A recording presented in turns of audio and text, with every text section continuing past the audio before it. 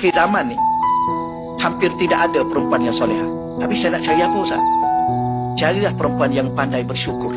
Sama juga kalau orang perempuan ada budak-budak Allah jumpa saya dengan lelaki yang soleh.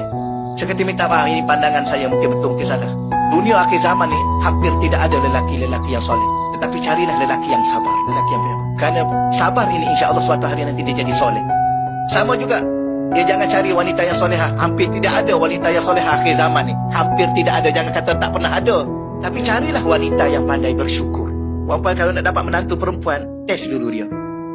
Pesan pada anak lelaki tu, jangan bagi banyak-banyak. Tak payah nak tunjuk I cinta, I cinta kat you. Okey, I bagi hadiah terbaik tu. Tak payah bagi hadiah terbaik. Bagi batu aja kat dia. Nak tahu dia bersyukur ke tak?